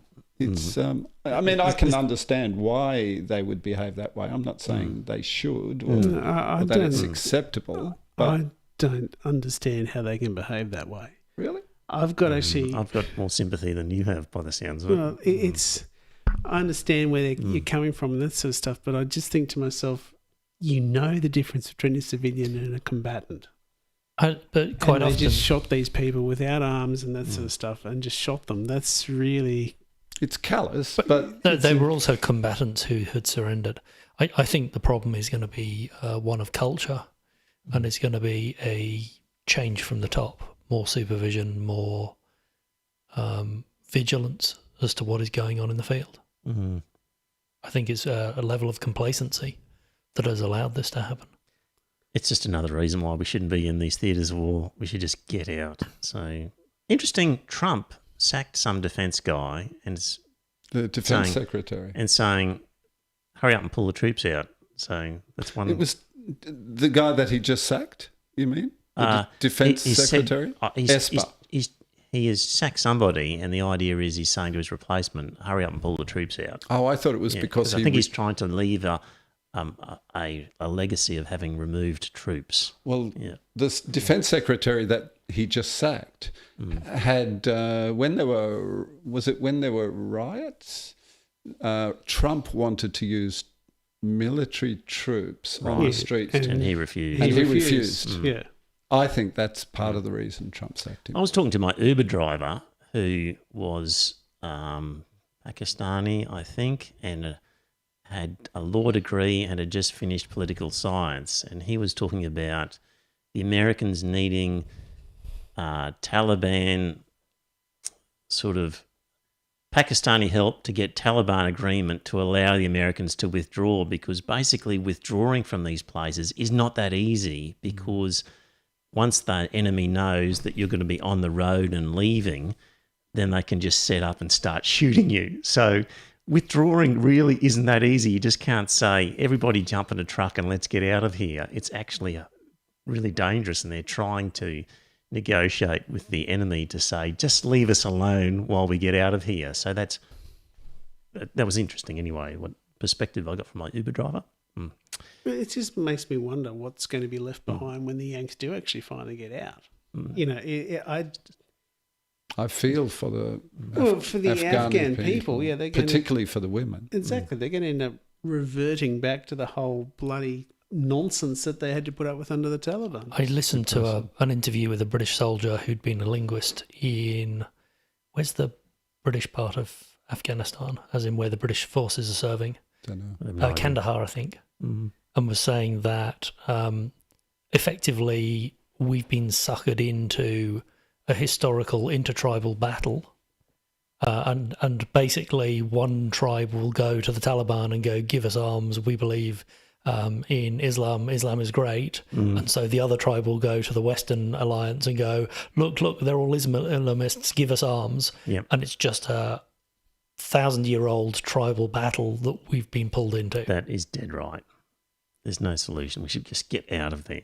We can't solve that one. It's not up to us. Anyway. I think the Soviets really cocked up when they invaded in 1980. I think Everyone who ever invaded cocked up. I was going to say the British invaded in the 1800s. Just and a they big cocked up mistake too, for all invaders.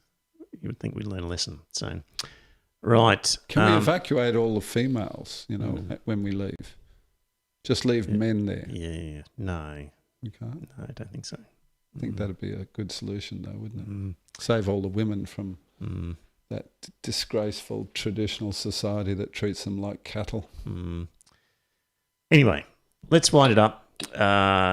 That's very good. You know what? I forgot to press record, so I'm going to have to take the video of this and extract the audio from it. So there we go. If the audio didn't sound up to scratch this time, it was because I forgot to record the audio. We just do the whole show again? Yeah. All right. Welcome back, dear listener. Episode... No. All right. And there were a number of comments about Zoom. Were there? And what happened? Did people come in? No. Oh. Sorry, we were waiting for the invite people in. Yeah, nobody came in. Oh. No, people were asking me to put up the... Oh, okay. Well, sorry, I thought you would put it up. So No. I was waiting for the nod. Well, let's see. Is there anybody there? Put it up now. Sure. What are these guys doing here? Yeah. I don't know. Yeah. Well, we're not going away. We're just going to wait now and see if anybody wants to Zoom in and say hello. So while you're thinking about it and you're thinking of Zooming us, I will touch on one other quick short topic, which is, Paul, we had an argument about authoritarianism. Mm-hmm. Like Daniel Andrews. Yeah. Well, as an example. Oh, well, I was talking about America as being authoritarian, and you were saying, no, they're not. And I was talking about their foreign sort of policies, etc. Oh, you were arguing that because they commit acts of aggression against other countries, that by definition makes them authoritarian. That's not what it means. So we had an argument about that. But then, like you sent, I don't know if it was on your Facebook page or whatever, but often Spectator talks about Dictator Dan and tin pot dictatorships. Yep. Victoria is one. Yeah. You think Victoria is a dictatorship?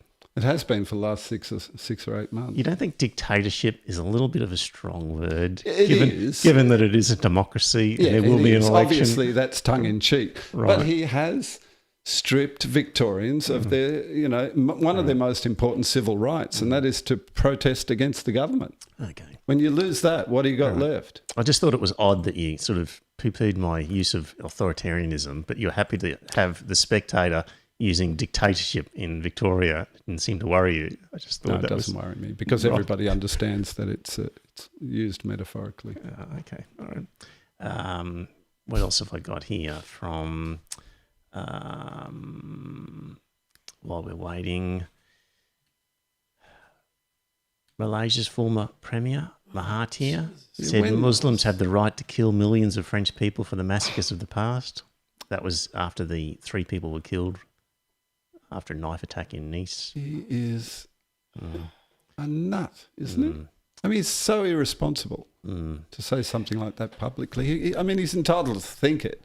But, to say it publicly, I think that's where you got to draw the line. Exactly. I always thought Mahathir was quite a sensible person, but clearly not. Twitter said his message violated its rules and it removed the tweet. So that was that one. What else have we got here? Is anyone else just getting sick of Albanese? Like, when is he going to fight? Exactly. And he has to go. He has to go. You know, He's already been described on Insiders as dead man walking. Exactly. He's, you know, he is worthless, really. You know, he has not put up any sort of fight against the government. No. I understand there's a pandemic and all that sort of shit, but Jesus Christ, you've got to be able to start landing some body blows on them. Right. There's disasters going on in this government, left, right and centre, over mismanagement of money and mismanagement of our relationships with China. And just there's any number of easy blows to land here. He's doing nothing. In the chat room, Bronwyn said, evidence that Victoria is not a dictatorship as claimed by 12th. Andrew's attempt to extend the state of emergency a few months ago was knocked back in Parliament. Yeah, that's just one item, Bronwyn. Oh. I mean, really. Dictators don't get knocked back in Parliament, though. No, but when you have the police, I mean, for one thing, they let the Black Lives Matter march, thousands of people march without molestation from the police. And then when a few dozen protesters against the government show up, they get the riot squad onto them. I mean, for goodness sake, it is like a tin pot dictatorship when you sit the riot squad on a rabble of people who just want to go out and say, we don't like what the government's doing. Yeah, let's get the riot squad out. Calm down, Paul. We've got James in the chat room. Here we go. So He's just joining. all right, hopefully. Is he? He's in. Is it James? Are you there? Say hello, James. Hello, Trevor. Yes.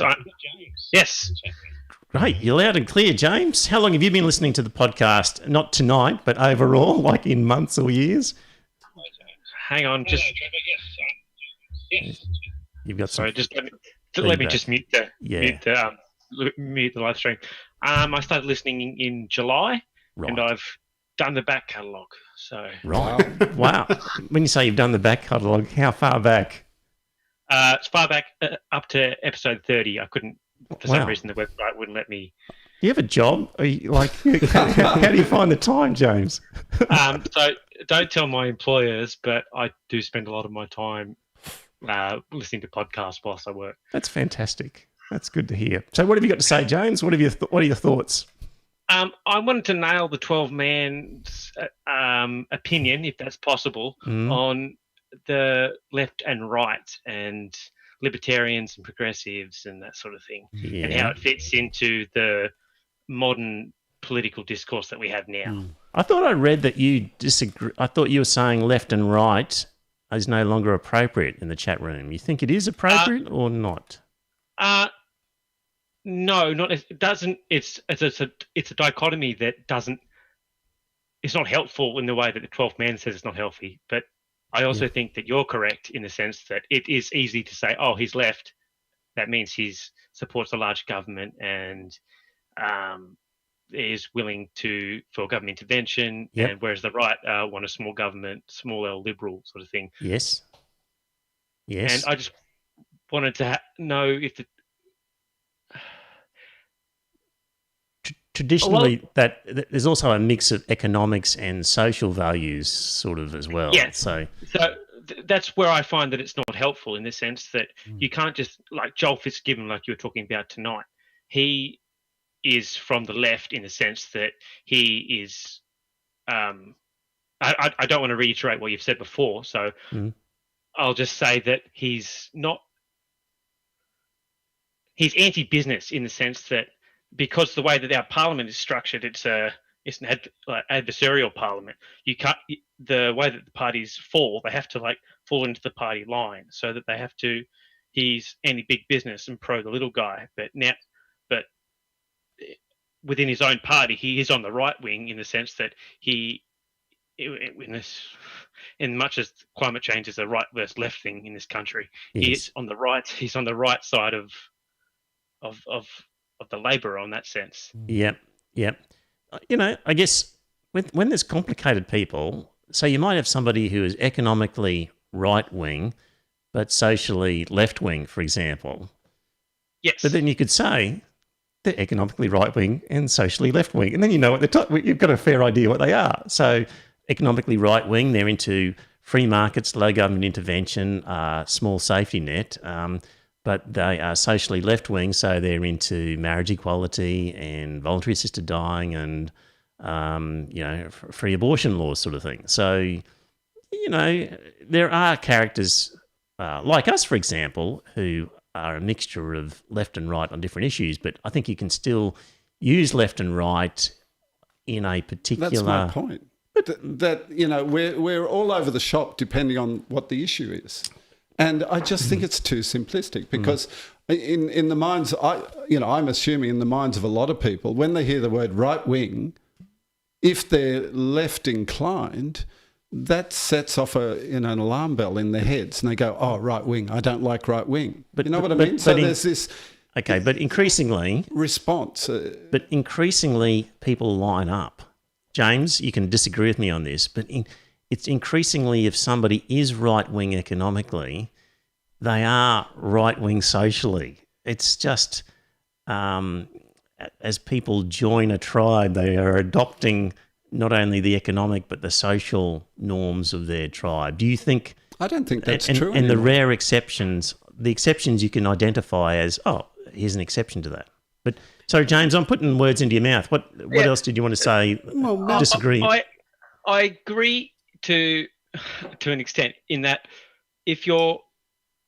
particularly if you read The Spectator, then you're definitely like columnists like Neil Brown. He's a small government. If he had his way, there'd be two guys in Canberra playing dice and deciding on budget. Yep. But if you're a Malcolm Turnbull of the world, then you're not necessarily. But as far as the Spectator is concerned, anyone left of bloody family podcast. Anyone left of Christian Porter is a lovey and is not worth their salt. Yes, if you know what I mean. Yep. So there's that extreme right where they're socially regressive and couldn't care less about the social safety net. Everyone should pull themselves up by their bootstraps. Yes. But whereas the rest of them, so the problem is that there's no moderate faction left in the Liberal Party. No, I think you're right there. Yeah. So really, what about Simon Birmingham? I think he's pretty moderate. He's in the rump, isn't he? Name another moderate. He's a front bencher. Yes, but name another moderate front bencher. Help me, Scott. I can't name any, and that's precisely why I left the Liberal Party, because there are no moderates anymore. But that doesn't make the Liberal Party necessarily right wing, Not really. Not really. I think that you've got to look at them socially and that sort of stuff, and their social program, their social policies are becoming more and more right wing. I would describe them as conservative more than right. Okay, wing. well then we've had this argument before where you couldn't give me an example. I agree with Trevor on this. In this instance, conservative is ipso facto right wing. Disagree. But you couldn't give me an example, Paul, of something that was conservative but not right wing, or was right wing but not conservative. Yeah, I haven't done that homework yet. Sorry. Yeah. So until Paul does his homework, that one's the dog ate his homework on that one. Yeah. Any other comments or thoughts on left and right wing? Or no. Right. I just wish there was a party that represented the centres. I wish we had a centrist party in Australia. So, do you think Labor is too left, or do you think that they're also on the right and need to go more left to even reach the centre? Like, what you're feeling Labor is too left? Is that what you're saying? My problem with the Labor Party is the union movement. As in controlling... Yeah, and the way that they funnel money into it. So what policy of Labor do you think is too left as a result of the union movement making them left? No, I don't have an issue with for most of the Labor Party policies. I have an issue with the way that they come about. Right. With the way that the unions and the left and the right factions, they like the left and the right. We have a left leader here, so we have to have a right wing, right faction deputy leader, and the way that everything is sort of like managed. It's more of a managed system. Yep, there's sort of a horse trading that goes on where each faction gets people at the table, sort of thing. Is that what you're saying? Yeah. Yeah. Yeah. Yeah, well, okay, there's that horse trading. But still, at the end of the day, though, my problem is I don't think the Labor Party is left enough. Like, when you say you want a centrist, tell me, I don't think it's so skinny, the policy difference between Labor and Liberal at the moment. Where would the centrist fit in? I reckon it'd be. So what if the Labor Party could win government? That'd be great. Yep. It's just for some reason there's no way.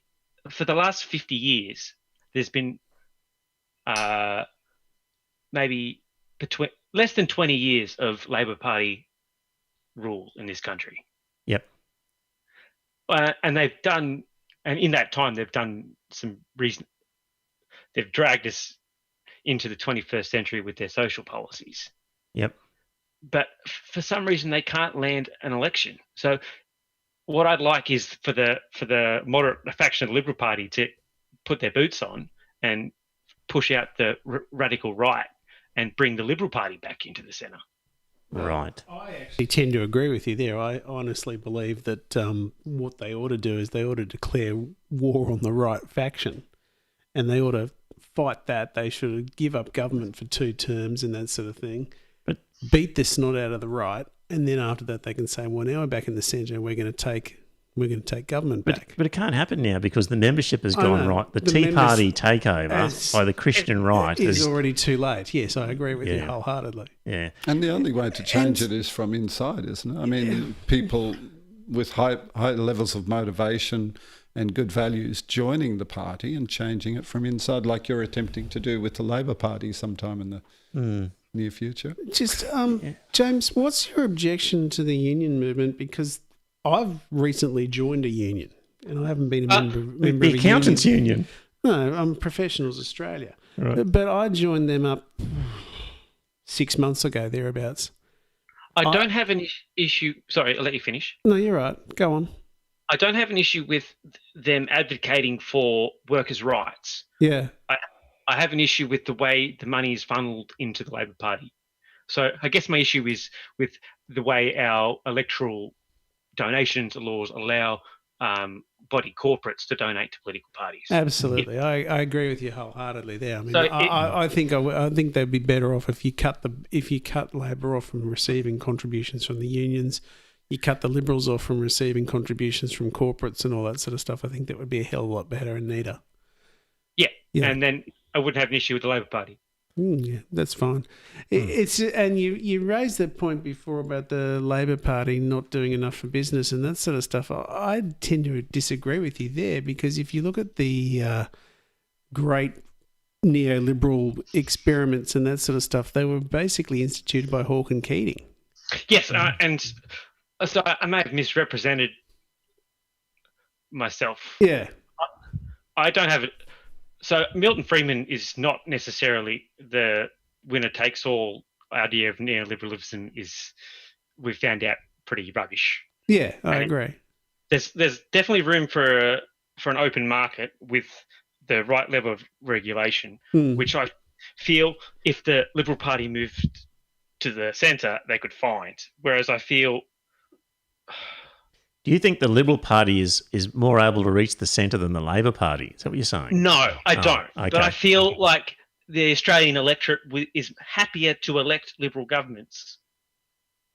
And if they were to move... I mean, it's an ideal world. It's not an ideal world. It's a fantasy or a utopia. Yes. I don't know. I don't think there's any moving of the Liberal Party in Australia or the Republican Party in America or the Tory Party in the UK to the centre. I think they're just going to get even harder. Yeah. I mean, I think that once they've been out of office for a number of terms, then I think they're actually going to have to take a long, hard look at themselves and think, well, fuck, this isn't working. I think once the UK get their Brexit, whatever you want to call Brexit, over and done with, the Conservatives in the UK will have a lot to think about as far as electoral positions. there's that so-called red wall up in the north where they snatched all those seats from the Labor Party on a pure Brexit vote. Yeah, so they can and come. once Brexit's out of the way, then I honestly believe a lot of those seats will turn back to the Labor Party, I would have thought. Oh, I don't know so much about the UK situation, but certainly Australia and America, I think that the membership of the party is so rabidly right and ideologically driven that they would rather lose an election than move to the centre. So they will demand hard right from their representatives, and they're ideologically driven that they won't accept a centrist position. That's my feeling. Do you seriously think Liberal Party members are any more ideologically driven than Labor Party members, Trevor? Yes, because they're religious. Religion is just part of it, but the Labor Party members are just as ideologically driven. Nothing motivates as much as religion, and I think these guys are more driven, yes. With regard to party membership, I think that because there's, as a percentage of the population, it's flatlined, if not declined, then as you're just going to get more and more devoted, I'll use, if I can use that word with terms to ideology, there are those people that are devoted to their particular worldview. So there's no longer a vast array of views that broadly identify with the party's values. You're getting a more concentrated version of that.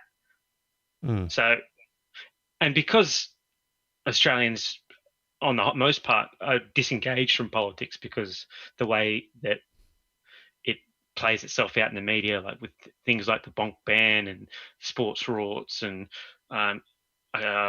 pink bats, just to throw a Labor one in there, like all of these scandals that the news media throw at you for about 2 or 3 days, and then that's all the general public see on the 6 o'clock news with Peter Overton or whoever is the Channel 9 guy is now. There's no actual substantial policy debate. Like you're talking today about the passing the amendments of the federal election laws.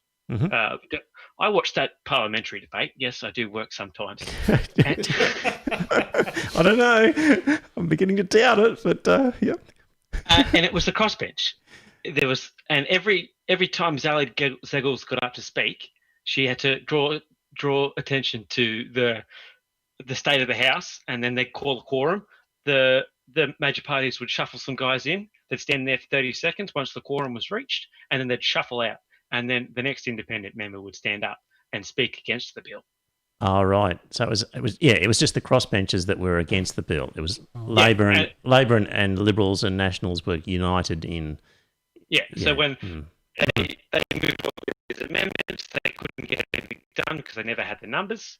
And then when I didn't finish the debate, but I'm assuming when it went to be actually passed, it probably passed one voice, and nobody ever thought a second thought about it. Yeah, appalling. As you were watching it, were you thinking, "My God, are they really doing this?" Yeah, and they went through each amendment line by line, and it was just like it just got tedious to watch. So, who was the best speaker on the crossbenchers? Who was the most compelling? Wilkie. Right. Okay. Good. He's pretty articulate, isn't he? He is, He's one of the good ones. I agree. All right, James. Well, that's good. That's a good contribution. Anyone else in the Zoom that we need to know about, Joe? Tom was trying to join us, but he's dropped out. I think he's going to try jumping back in. All right. So, John, are you going to try again if you're there? John in the chat room has said, can I suggest next time you let us know at the start some of the subjects you're going to take on? Looking for a bit of heads up. It's a moving feast, John. It really does change at the last minute to some extent. But, okay, I'll try and put a little list out on Facebook if I get the chance. So, yeah. Well, James, we might bid farewell to you and thank you for your contribution and well done in catching up on so many episodes. Now, you said you could only go back to episode 30 and you couldn't get earlier than that, or is that what you're saying? Hang on, sorry. I've muted him and now it won't let me unmute. James, you've been muted and we're trying to unmute you. So, it did something. let's. There we go. There we are. Okay, you're there. You're back. So I would download the MP3 file and then listen to it on double time. So when I was on the website, I would download it, and I wasn't. That's why I got through it so quickly. Right. Those files were corrupt, and they wouldn't download. This is from earlier than 30 was corrupt. Yeah. Wasn't it? Okay. All right. I'll look at that and see what the story is. And I only spot checked one or two after 30, so it might have just been the first couple that weren't. I just didn't want to go through and check all of them. All right. I'll have a look at that. Thanks for letting me know. So well done. All right.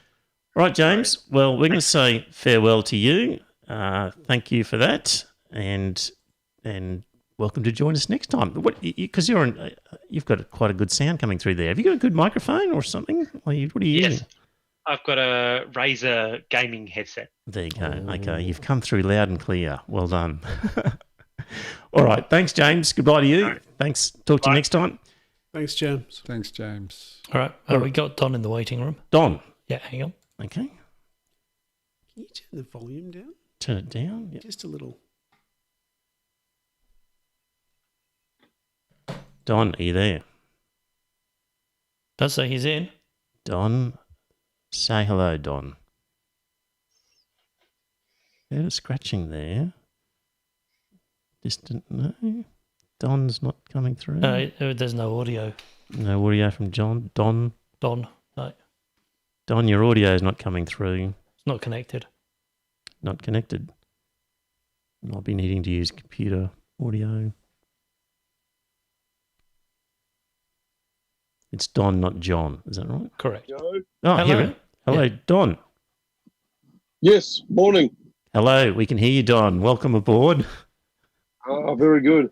Are you a long-time listener? How long have you been listening to the podcast? Not as in tonight, but like months or years?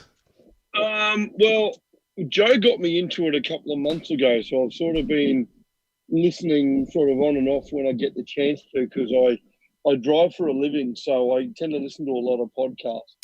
Okay. And he's got me onto, with all this, with what I now call malarkey virus, Yep. because of all the craziness going on in the world, there's a lot of these Zoom calls going on, and I'm finding more and more of them. And it's a really good way to communicate with people that you normally would have no communication with at all, just because they're either from the other side of the planet or in a completely different reality. So, Yep. Normally I find politics to be utterly dull and tedious, but you guys do it in a way that I'm wrapped every episode, every podcast. I can't wait for it to start because I'm always guaranteed to learn something because, it's just, it's these whole Zoom call things are very cool. Very good. And especially with the presidential one last week, I learned more in an hour and a half than I've probably learned in 6 months. Oh, that's good to hear. Really? That's good to hear. So very good. So any particular ideas that we've come up with that you disagree with or thoughts you want to share, Don? No, I don't know enough to disagree with anybody really, so I'm sort of still learning as I go. All right. Because with politics, I have a very little knowledge base of politics at all. Okay, so you're a driver for a living. Are you like crossing the border with a truck? Is that what you're doing? Yeah, I did last week. Right. And we had to go and get because I was picking people up from Ballina, which is about an hour and a half south of the Queensland-New South Wales border. Yep. I had to go and get one of those temporary pass things. Yep. And it was so easy. It took like a minute to do it. And the only reason I even got pulled over was because I'm in a stretch limo. I had 8 people in the car, and all it is they just see the bit of paper on your windscreen, wave you through. And so they put me into the second lane. All I did was I just drove down the second lane. The cop and the transport guy come out, asked people who they were, and waved us through. So is your business driving a limousine?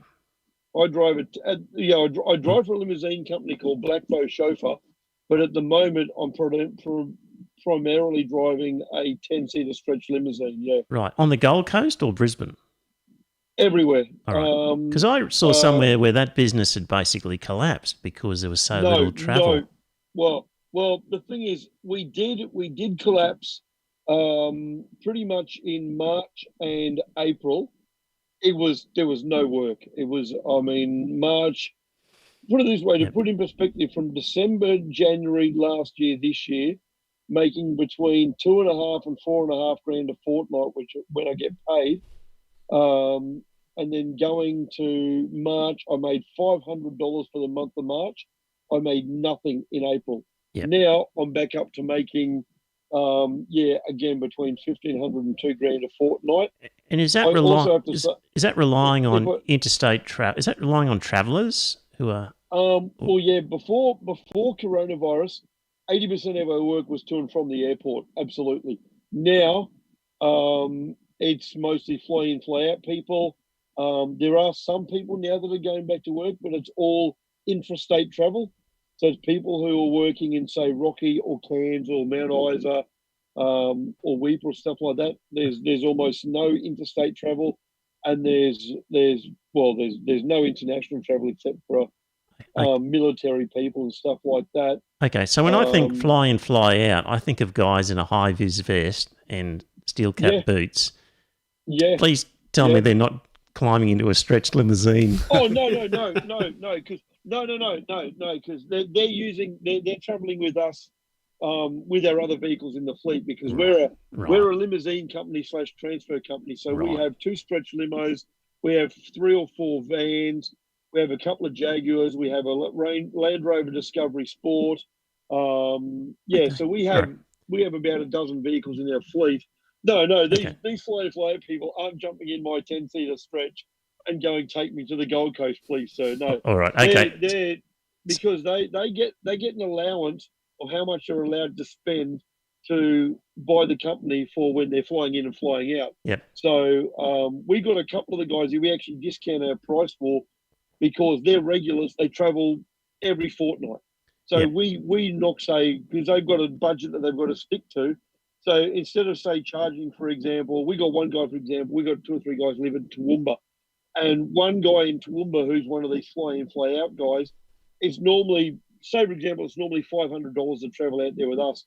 They knock it back to $400 because that's what his budget is, because he travels every 2 weeks or every 4 weeks or something. Right. So by knocking it back a little bit, he uses that money that they give him per trip to travel with us because he likes the service. Yeah. And he's a lovely guy too. Most of our passengers are really nice people. So you don't so you listen to the podcast when the car's empty and you're just in between jobs. Is that? Yes, correct. Yeah, right. yeah. Like for example, I was talking, because I know Joe quite well, and we were talking, and I was coming back from the Novotel up at Twin Waters, because I drove. I live in Chermside here in Brisbane, and I drove up there to pick up a group of 10 kids, because 10 seat, 11 if one sits in the front, but 10 kids. Took them from Sunrise Beach to the Twin Waters, and then drove home again. So while I was driving home, I stopped and fueled up, did the usual rigmarole. For example, tomorrow, and caught up with us. I've got that's it. Yeah, so once I got home. But if I had been driving back at, say, 7 or 8 o'clock tonight, I would have pulled over. I would have linked up to the podcast and listened on the way home. Yeah. Very good, very good, Don. Hey, that's good to hear that business is back to sort of normal. Because I was just watching the news tonight, and they were saying how a lot of the movie studios on the Gold Coast were now basically booked up for the next 18 months solid. So this was one of the arguments I had with you, Paul, months ago, was that by actually creating a good COVID-free zone, it actually has some plus sides for the economy. So just, that's evidence of that sort of thing. So one of the things I read recently, I forget where I read it, I might have even heard it on the podcast. They're predicting that 40% of, because so many people are working from home now, they're predicting that 40% of the people currently working from home may not ever go back to an actual workplace. They may be working from home for the foreseeable future. Yes, I think that's right. Hey, Don, we're coming up onto 2 hours, which is which is way too much. Yeah. So, Yeah. so people are going to start putting us on double speed to get through it. So thanks for calling in. Glad to hear you're a new convert. Tell all your friends, and thanks for listening. Oh, yeah, I do. Don, I tell everybody. Yeah. No worries, Don. Thanks for that. See ya. Excellent. Bye. See ya. Thanks, Don. All right. Chat room, the waiting room's empty? Yep. No one else in there. Okay. All right. We're done now, I think. So, well, that was encouraging to know some people going that far back through the catalogue and are so keen on the podcast. That was motivating. So, It was, yeah. All right. It's goodbye from me. And it's goodbye for me. Bye, Earthlings.